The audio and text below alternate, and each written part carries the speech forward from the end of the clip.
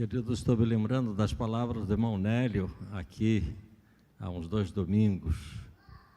Que igreja boa esta! Foi assim, Nélio, que você falou?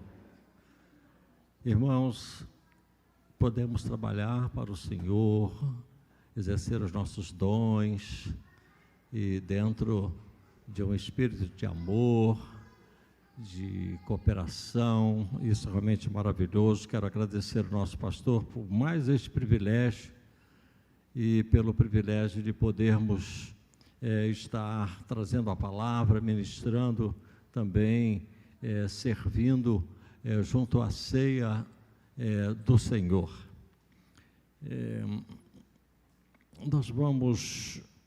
Nós vamos ler um texto, mas quero voltar a lembrar a Geração Master que primeiro sábado de março nós temos o nosso encontro às 16h. Se você tem 60 anos ou mais, então você tem a ver com a Geração Master. E nós estamos preparando com muito carinho essa programação. E estou fazendo contato com aqueles que não têm vindo para que venham. E o assunto vai ser sobre como a terceira idade lidar com o dinheiro. Dicas para os velhinhos trabalharem bem com o seu dinheiro, para o dinheiro render até o final do mês. Minha mãe tinha uma aposentadoria praticamente de um salário mínimo, mas no final do mês ela ainda tinha um dinheirinho guardado. E a minha tia Leida, de vez em quando, pegava um dinheiro prestado com a minha mãe e dizia: Lucia, eu não sei como o teu dinheiro rende tanto. Minha mãe era uma dizimista fiel e Deus multiplicava o dinheiro dela. Ela tinha sempre um dinheirinho até para emprestar para a irmã. E isso realmente é maravilhoso, queridos. Hoje nós trouxemos umas camisas de missões nacionais. E as que eu trouxe, pastor, acabaram todas já, e já estou com um pedido para trazer mais nesta semana. Terça-feira vou lá à colina do seminário para trazer mais daquelas camisas que nós vamos utilizar amanhã, já no nosso trabalho externo dos homens. Pastor Nelson disse: olha, nós não vamos distribuir literatura, o trabalho amanhã vai ser de sondagem, de buscarmos direção. Então nós vamos orar por essas esquinas, por essas praças, e sabemos que Deus há de fazer coisas realmente maravilhosas. Este assunto da escola bíblica dominical neste trimestre está mexendo com os homens, porque a conquista da terra, como é que nós vamos conquistar a terra hoje?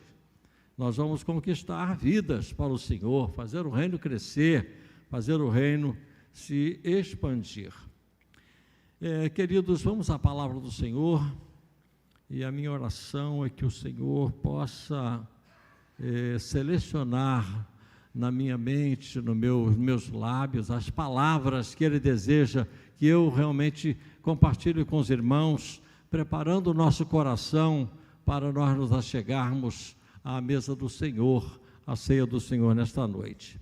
João capítulo 6, versículo de número 35 e 36. João capítulo 6, versículos 35 e 36. A minha vontade era ler o capítulo 6 todo, mas não vou fazer isto porque o nosso tempo é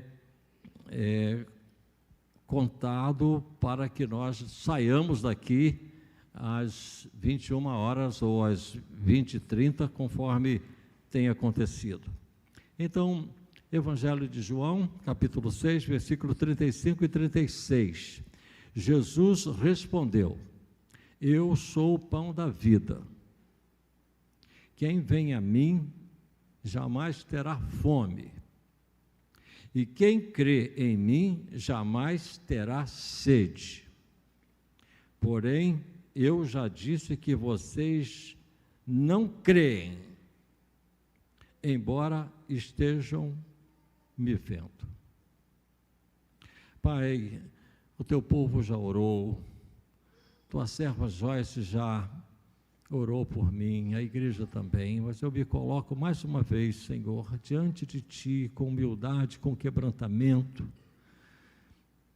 com total dependência do Senhor, para que esta palavra que o Senhor já colocou no meu coração, que o Senhor me faça lembrar das coisas que o Senhor quer que eu fale aos irmãos aqui e aos irmãos que estão participando deste culto através da internet, do YouTube. Pai, sejas Tu louvado, exaltado, que esta seja uma noite memorável, uma noite lembrada com alegria por todos nós. Em nome de Jesus. Amém. Queridos, nós vamos nos achegar à mesa do Senhor daqui a pouquinho, a segunda ordenança que o Senhor deixou com a sua igreja, que a primeira ordenança foi batizar, e a palavra baptizo no grego significa imergir, mergulhar. Então a gente nem precisa falar batismo por imersão, porque batismo já significa imersão, mergulho. Isso é uma palavra que até hoje é falada lá na Grécia. Mas, queridos, o Senhor deixou com a sua igreja esta ordenança, e desde o primeiro século, desde Atos, a igreja tem se reunido para se lembrar de Jesus. Eu fico assim emocionado quando eu leio, fazer isto em memória de mim. Porque Jesus queria que nós não nos esquecêssemos do que Ele fez por nós. Irmãos, a gente se esquece com tanta facilidade. Por que a gente vem à igreja segunda, terça, quarta, sexta-feira no culto de oração? Por que vem quarta-feira? Por que vem domingo de manhã, vem de noite? Porque nós temos dificuldade de guardar. Nós precisamos ser lembrados. E é uma bênção a igreja, porque vem um irmão à frente e lê um texto, aquele texto vem nos abençoar, um outro professor da escola dominical lê um outro texto, e nós vamos sendo instruídos, vamos sendo enriquecidos pela maravilhosa palavra do Senhor. O capítulo 5 e o capítulo 6 do Evangelho de João, especialmente o capítulo 6, se refere ao ministério de Jesus na Galileia, o ministério de Jesus no norte de Israel, capítulo 6. E João menciona aqui no capítulo 6 que na multiplicação dos pães era o tempo da Páscoa, portanto era o mês de abril, e o norte de Israel, onde há muita água do Rio Jordão, do Mar da Galileia, o Vale do Jordão é muito fértil, e até aqueles montes, aquelas montanhas, deveria haver muitas flores neste tempo deste capítulo 6, quando o Senhor faz a multiplicação dos pães e peixes.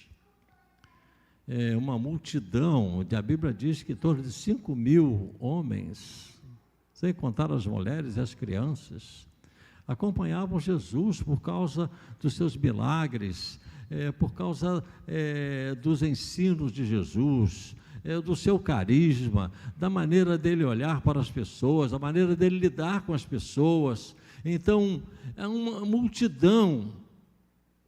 Há um comentarista que diz que, como era Páscoa, deveria ter muitas caravanas de todos os lugares já se encaminhando para Jerusalém, por isso que tinha tanta gente. Outro comentarista disse, não era isso. Essas pessoas, essa multidão que seguia Jesus, era porque queria ouvir e precisava de milagres, precisavam do sobrenatural, por isso estavam acompanhando a Jesus sem se afastar dele. Outra coisa, queridos, que quero mencionar nesta parte introdutória, já que João menciona a Páscoa aqui, esta é a segunda Páscoa do ministério de Jesus, a segunda. Um ano depois, seria a última Páscoa de Jesus aqui neste mundo, e ele seria o Cordeiro Pascual, o Cordeiro que seria imolado. Então, Jesus, que sabia de todas as coisas, que evitou que fizessem propaganda dele, para que não se precipitasse, para que não acontecesse a sua morte na cruz fora do tempo certo, do tempo que Deus havia determinado. Então, quero destacar que esse texto que nós lemos do capítulo 6, que começa com a multiplicação dos pães, depois Jesus andando sobre o mar, depois da multiplicação dos pães, o evangelista registra que queriam coroá-lo rei, queriam que ele fosse o rei deles, e Jesus, ele se destaca dos seus discípulos, dos seus apóstolos, e sobe o monte para orar, para estar junto do Senhor.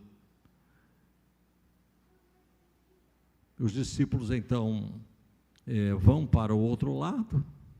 A multidão percebeu que Jesus não tinha entrado no barco, mas no outro dia verificaram que Jesus estava com os discípulos do outro lado e quiseram saber como foi que o Senhor chegou aqui. Nós percebemos que o Senhor não entrou no barco, mas o Senhor está aqui, como é que o Senhor veio aqui? Jesus vai trabalhar este questionamento deles, dizendo: vocês estão atrás de mim, não é por causa dos meus ensinamentos que vocês querem ser do reino dos céus, do reino do meu Pai. Vocês estão atrás de mim porque vocês são interesseiros. Vocês estão querendo pão fresquinho, pão de cevada todo dia. Então, o Senhor Jesus parte daquela questão, daquela interrogação deles, para lhes falar das coisas que permanecem. O pão perece, mas há um pão que permanece. Uma outra coisa que eu quero destacar aqui com os irmãos é que este capítulo 6 de João é a base teológica da ceia. Vejam que o evangelista não se preocupa em dizer, explicar a ceia, mas a base teológica da ceia está aqui. É interessante que até no final deste capítulo 6 se fala de Judas, o Iscariotes, que iria trair Jesus. Está no finalzinho do capítulo 6. Então, os componentes todos da ceia a gente vai encontrar nesse capítulo 6. Outra coisa que eu quero destacar aos irmãos é que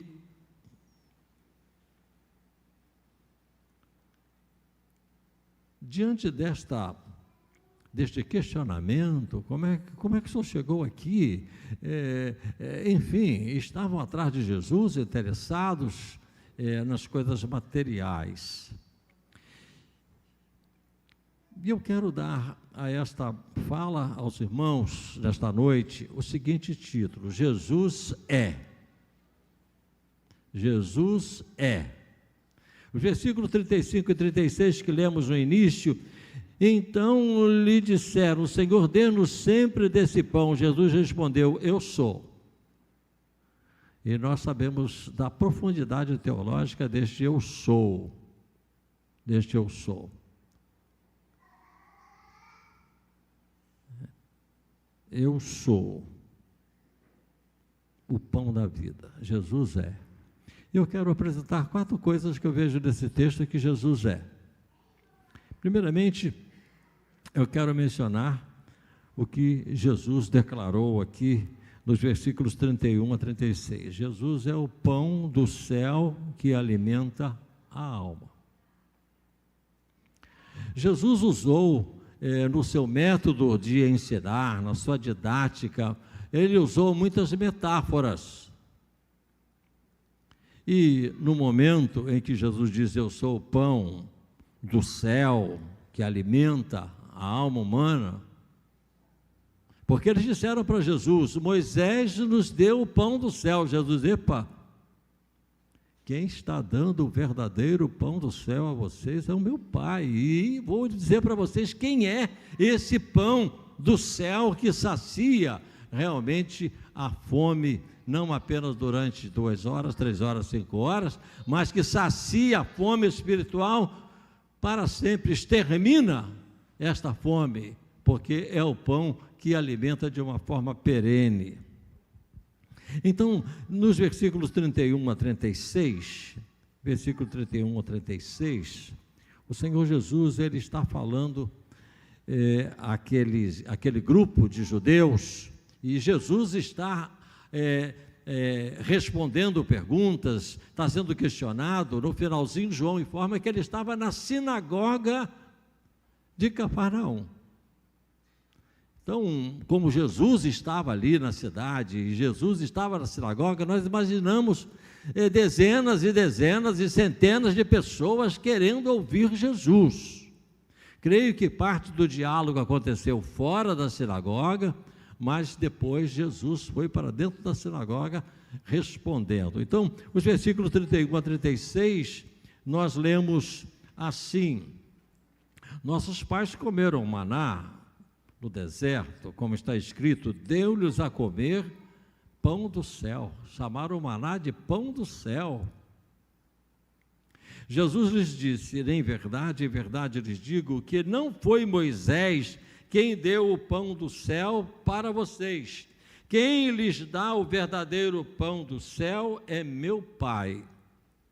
Porque o pão de Deus é o que desce do céu e dá vida ao mundo. Então lhe disseram: Senhor, dá-nos sempre desse pão. Jesus respondeu: eu sou o pão da vida. Quem vem a mim jamais terá fome, e quem crê em mim jamais terá sede. Porém, eu já disse que vocês não creem, embora estejam me vendo. Então Jesus aqui é muito claro, e ele choca aquelas pessoas, porque Jesus está dizendo, fazendo um paralelo com o maná que Deus mandou durante aquela caminhada de 40 anos pelo deserto, desde a saída do Egito até a entrada em Canaã. Jesus está dizendo: eu sou o verdadeiro pão do céu, o pão que alimenta de uma maneira perfeita, total, a fome humana. O teólogo Aber Langston, ele escreve algo nos seus escritos muito interessante. Ele fala do mundo subjetivo e ele fala do mundo objetivo. E ele diz que a ponte entre esses dois mundos, o mundo subjetivo é o mundo das nossas necessidades, o nosso mundo interior. É aqui dentro que está fome, é aqui dentro que está sede, é aqui dentro que está medo, aqui dentro é que estão essas emoções todas. E o mundo objetivo é onde estão as coisas que satisfazem essas necessidades do mundo objetivo, subjetivo, do mundo interior. Então, nós sentimos fome e encontramos na padaria ou no supermercado o pão que satisfaz a nossa fome. Nós sentimos sede, que está dentro do mundo interior, do mundo subjetivo. Mas lá na nossa geladeira está a água que satisfaz a nossa sede. Diz Langston que nós não entramos em crise quando nós sentimos sede e não vemos a água, porque nós sabemos que a água existe. E nós também não entramos em crise quando nós sentimos fome, porque nós sabemos que em algum lugar há alimento para as nossas almas. E o que é que faz a ligação entre o mundo interior, o mundo subjetivo e o mundo objetivo? É a fé. É a fé, o elo, é a fé, a ponte entre esses dois mundos.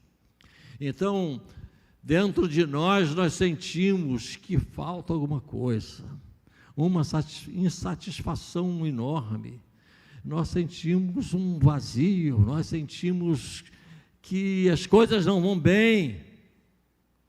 E as pessoas procuram no mundo objetivo aquilo que poderia satisfazer esta necessidade.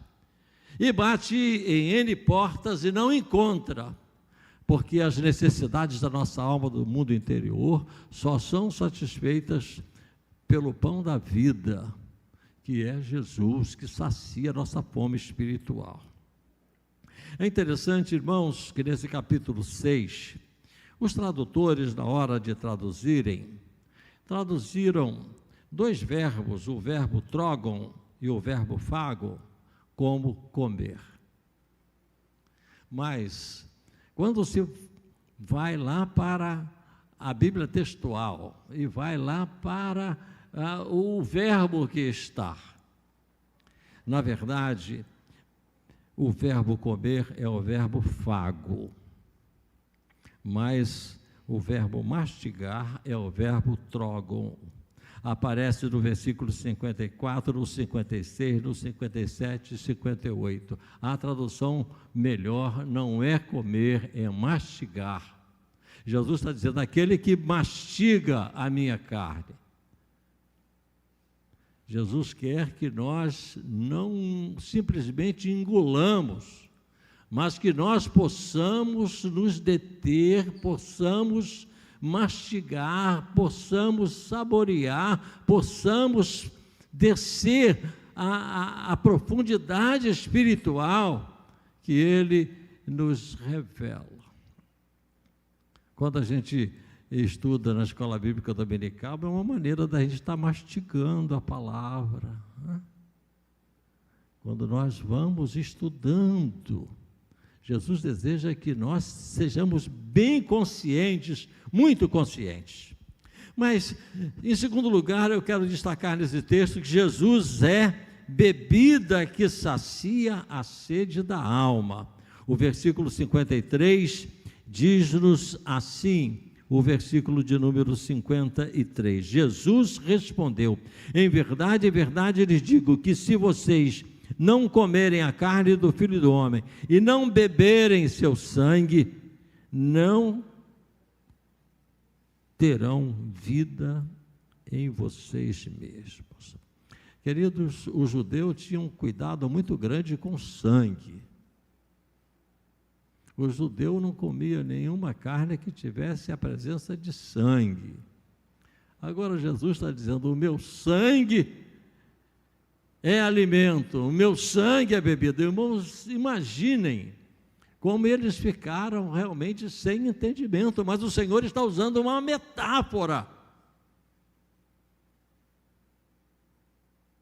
que, espiritualmente falando, eles precisavam se alimentar dele, porque ele, a sua carne, o pão é alimento e também o seu sangue. Por isso, a Igreja Católica está em cima de uma doutrina chamada transubstanciação há muitos séculos, de que naquele momento da Eucaristia, os elementos se transformam literalmente em corpo e sangue de Jesus. Isto, em pleno século XXI, é só fazer um exame de laboratório que você vai ver que vai continuar, aqueles elementos vão continuar sendo como eles são. Então, isto é algo difícil de alguém que pensa poder aceitar. Então, o Senhor Jesus está dizendo que Ele é bebida que sacia a sede da alma. E no capítulo 7, que vem pela frente, fala sobre a festa dos tabernáculos que acontecia em outubro. 6 meses depois, Jesus estava numa outra festa, que é o que está no capítulo 7. E a festa durava 8 dias, começava num sábado e terminava num outro sábado. E no último dia da festa, que era o dia mais importante, em que traziam água do tanque de Siloé e a despejavam lá no altar, atrás do altar, e dali escorria para o ribeiro de Cedron. Jesus se levanta no meio da congregação e diz: eu sou a água da vida, aquele que beber de mim nunca mais terá sede. Oh, que maravilha, meus irmãos, que maravilha! Jesus é não apenas o pão do céu, que alimenta a alma, mas Jesus é a água da vida, que dessedenta as nossas almas. A mulher samaritana bebeu dessa água, todo dia no poço, com seu cântaro, para buscar água para beber, para cozinhar, para lavar a louça, para fazer comida.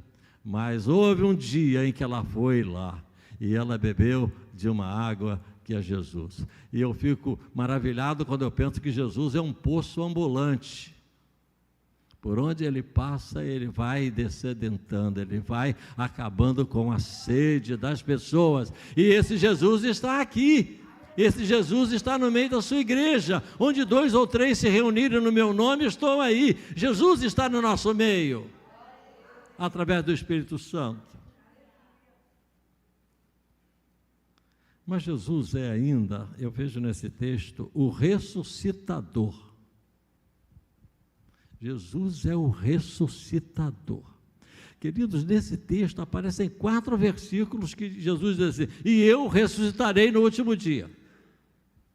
Versículo de número 39, versículo 39, vejam como nós encontramos: e a vontade de quem me enviou é esta, que eu não perca nenhum de todos os que ele me deu, pelo contrário, eu o ressuscitarei no último dia. Quando nós chegamos no versículo 40, nós vamos encontrar de novo: de fato, a vontade de meu Pai é que todo aquele que vir o Filho e nele crer tenha vida eterna, e eu ressuscitarei no último dia. Irmãos, a gente tem doenças, a gente às vezes tem que amputar parte do nosso corpo, e até o navio chegar lá no porto, às vezes o navio tem umas avarias grandes, não é? Mas Jesus vai nos ressuscitar no último dia, e nós vamos ter um corpo glorioso, como o corpo dele, sem doenças, sem imperfeições, sem nenhuma corrupção, sem nenhuma deterioração. E quando chega o versículo 44, Jesus de novo está falando que ele é o ressuscitador. Diz o versículo de número 44 assim: ninguém pode vir a mim se o Pai que me enviou não o trouxer, e eu o ressuscitarei no último dia. Novamente, e vem o último versículo, que é o 54, que Jesus fala de novo: quem come a minha carne, bebe o meu sangue, tem a vida eterna, e eu ressuscitarei no último dia. 4 vezes, no mesmo capítulo. Jesus é o ressuscitador. Ele já nos deu ressurreição espiritual, que é a conversão, e ele vai ressuscitar o nosso corpo no último dia, quando ele voltar. Os que morreram em Cristo, diz Paulo, ressuscitarão primeiro, e se nós estivermos vivos, seremos arrebatados a encontrar o Senhor nos ares, e estaremos para sempre com o Senhor. Oh, maravilha, irmãos. Por último, Jesus é único. Diga: Jesus é único. Jesus é único. Mas tem base nesse texto? Tem.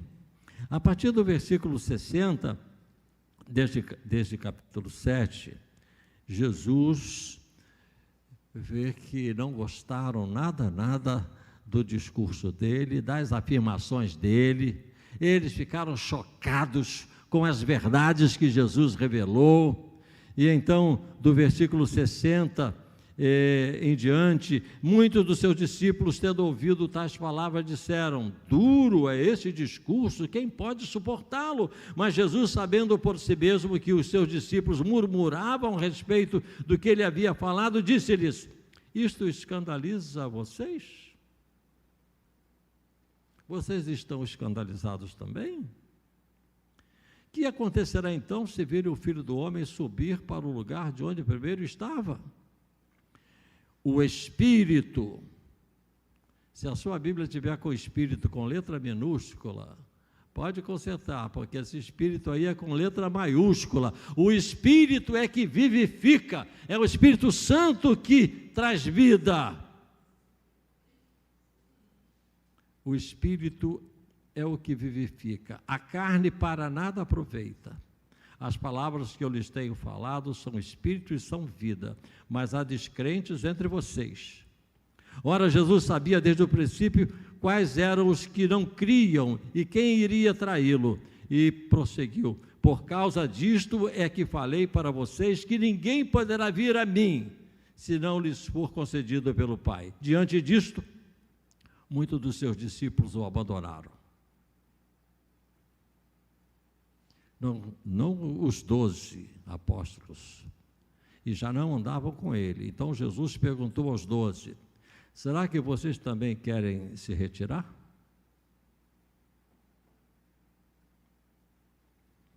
E aqui na palavra de Simão Pedro respondeu: Senhor, para quem iremos? O Senhor tem as palavras de vida eterna, o Senhor é único. Não há ninguém como o Senhor. Não há ninguém. Nós estamos te seguindo conscientes. Nós não estamos numa canoa furada. Nós não estamos seguindo um aventureiro. Nós já vimos, nós sabemos que tu tens as palavras de vida eterna.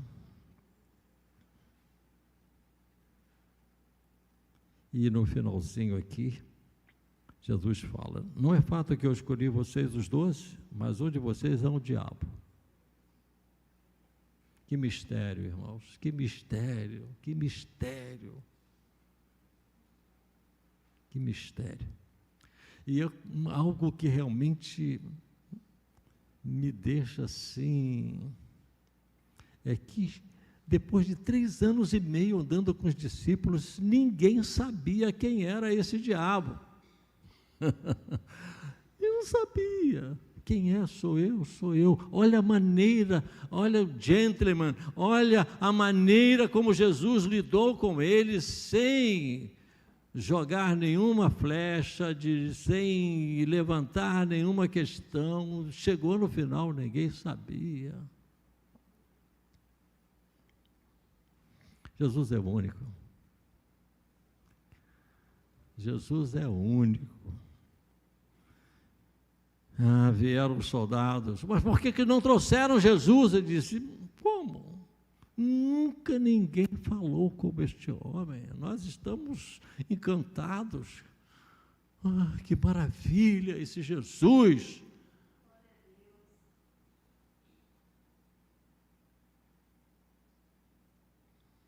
Eu concluo: quem quer que Jesus seja isso em sua vida hoje?